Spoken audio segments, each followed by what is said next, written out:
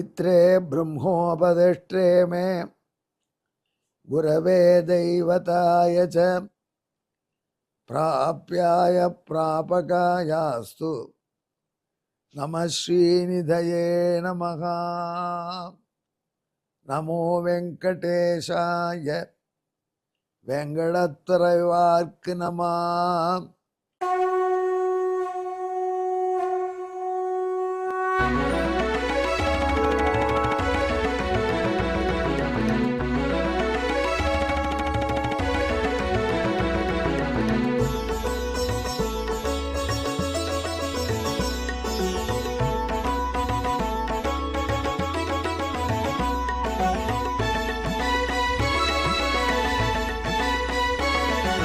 सहस्रनामं सहस्रनामं श्रीवेङ्कटेश सहस्रनामं सहस्रनामं सहस्रनामं श्रीवेङ्कटेश सहस्रनामम्।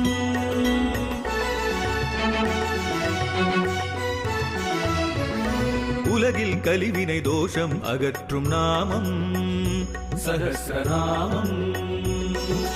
உயர்வுகளை வாழ்வில் அளிக்கும் நாமம் சஹஸ்ரநாமம்.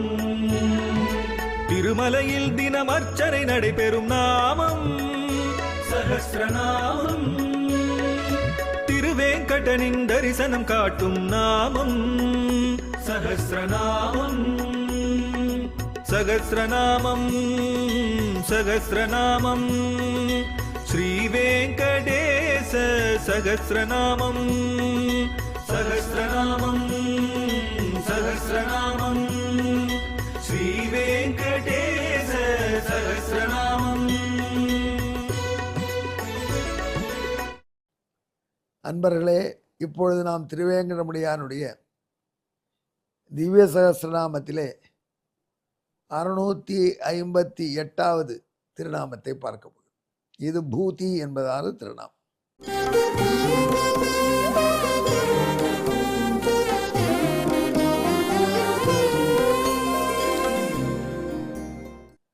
ஒரு நிகழ்ச்சி, உண்மையிலே நடந்த நிகழ்ச்சி, எல்லாம் உண்மையில் நடக்கிறது.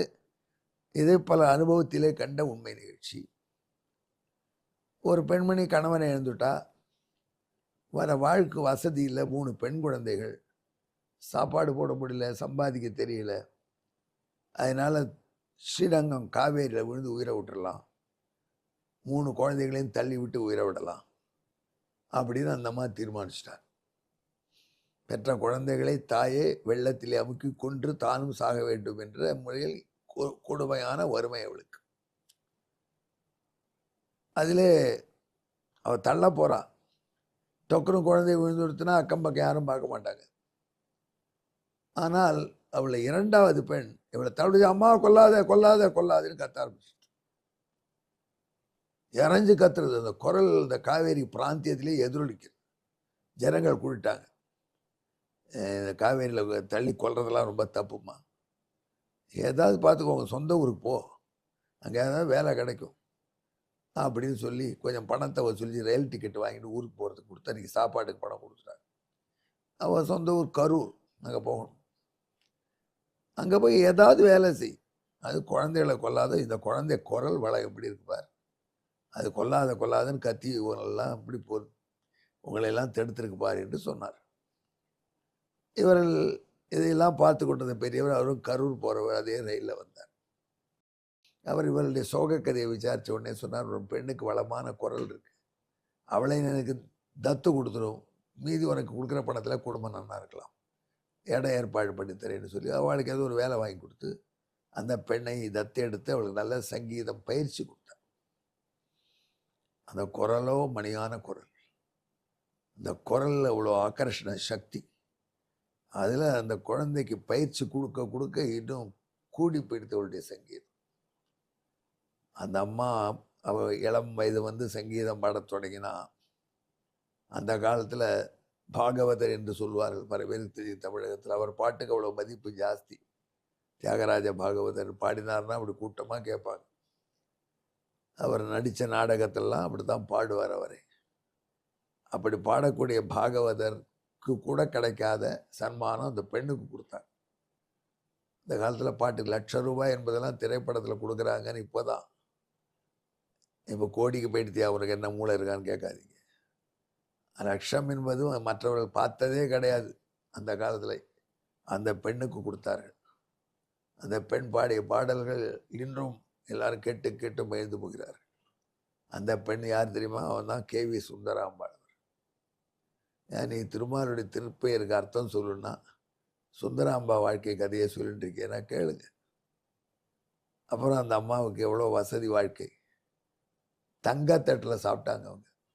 இமேஜின் பண்ணிக்கிறீங்களா? அந்த அம்மா சாப்பிட்ட தங்கத்தட்டு நம்மக்கிட்ட இருந்தால் இப்போ எவ்வளோ வசதியாக இருக்கும். தான் மட்டும் தங்கத்தட்டில் சாப்பிட மாட்டாங்க. தங்கள் வீட்டுக்கு ஒரு விருந்தாளிக்கு தங்கத்தட்டு போடுவாங்க. எவ்வளோ பெரிய வளம். மகாத்மா காந்தி வந்தார் தமிழ்நாட்டுக்கு. அந்த காந்தி அண்ணனை தங்கள் வீட்டுக்கு சாப்பிட கூப்பிட்டு ஒரு தங்கத்தட்டு கொடுத்தார். தங்கத்தட்டில் பரிமாறினாங்க. சாப்பிட்றார் தங்கத்தட்டில் மகாத்மா காந்தி.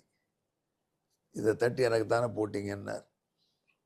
உடனே நமக்கு புரிஞ்சிருந்த ஆபத்தில் இருக்குன்னு. தங்கத்தட்டு சுவாமி, தங்கத்தட்டு எனக்கு தான் போட்டிங்களான்னு கேட்டார் சுந்தராம்பாள். ஆமாம், இதை நான் என்ன வேணாலும் படிக்கலாமா? என்ன படிக்கலாம், எடுத்துன்னு போகலாமா? எடுத்துன்னு போ. அன்றைய இரவு கரூர் மீட்டிங்கில் அந்த தட்டை காண்பிச்சு ஏலம் விட்டார் காந்தி. அது வந்த பணம் காங்கிரஸுக்கு அவ்வளோ நிதி சேர்ந்தது.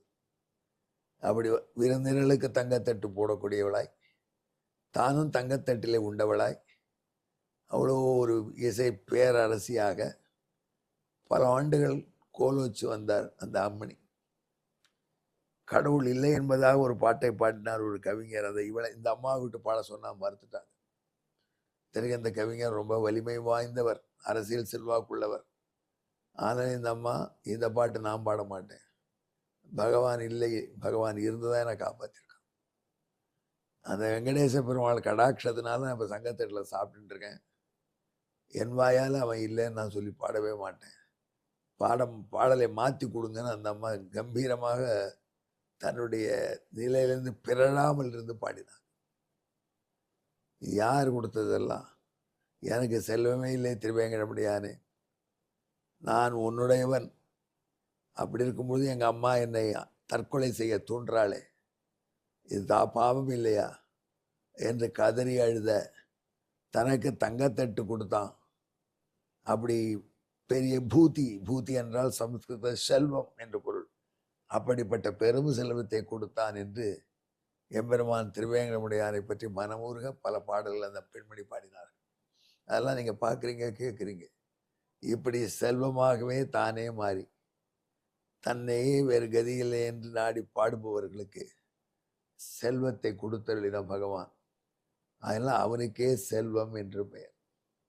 அது நம்ம புரியறதுக்கு தற்கால அந்த நிகழ்ச்சியை உங்களுக்கு, இதெல்லாம் வெறும் கதையாக நாங்கள் சொல்ல, இதெல்லாம் நடந்துட்டு தான் இருக்குது, கற்பனைகள் அல்ல. நான் கற்பனை கதைகளை விட வாழ்க்கையில் நடக்கக்கூடிய நிஜமான கதைகள் ரொம்ப ரொம்ப நம்ப முடியாததாக இருக்கும். ஆமாம், கல்கி ராகிருஷ்ணமூர்த்தி உட்காண்டிருக்கார். ஒரு மாநாடு, எழுத்தாளர் மாநாடு இன்னும் நடக்கிறது. நடுவில் அவர் உட்காண்டிருக்கார் டயஸில். மேலே ஒரு ஃபேன் சுற்றுறது, இந்த பக்கம் அந்த பக்கம் பல மற்ற எழுத்தாளர்கள்.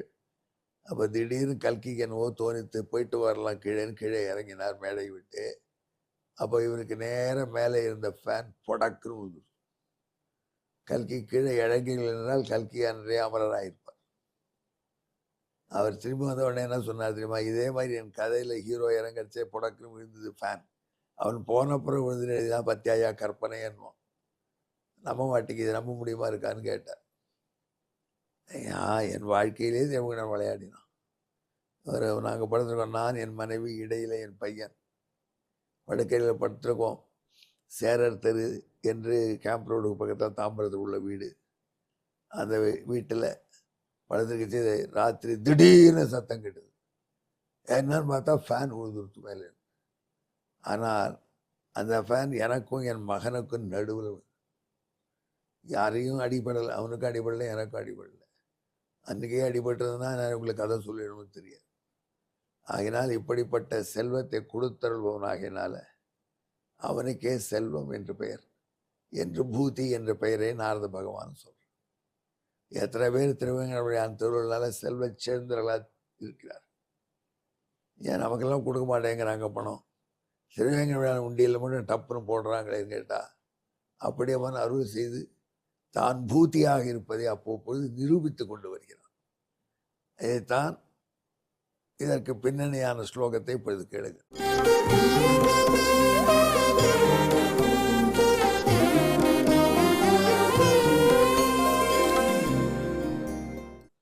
பூதிர்னமென்யா பவதோகமஸ்மி மாதாத்மகத்யே யததே பரன்னஹ இத்யார்த்த நாதாம் தததிம் சுவர்ண பாத்ரேஸ்வ புக்திம் கிருதவான் பூதிகி.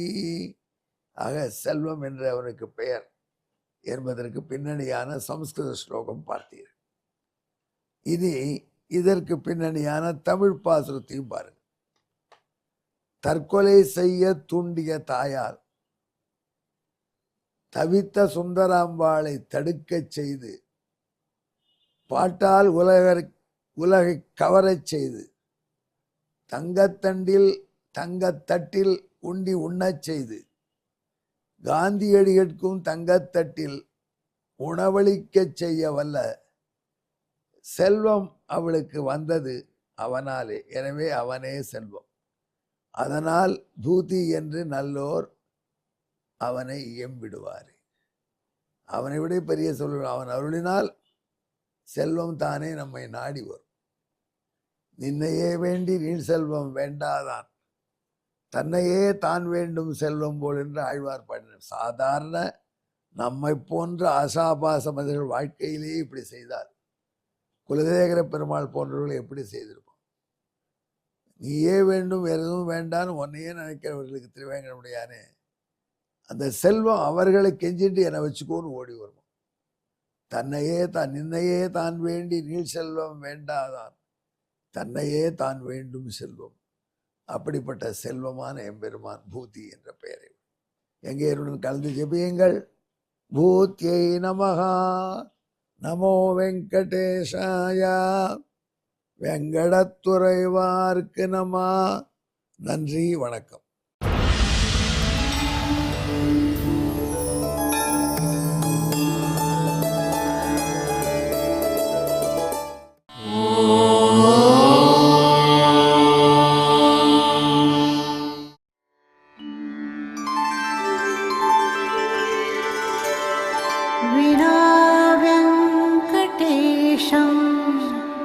ननाथो ननाथः सदा वेङ्कटेशं स्मरामि स्मरामि.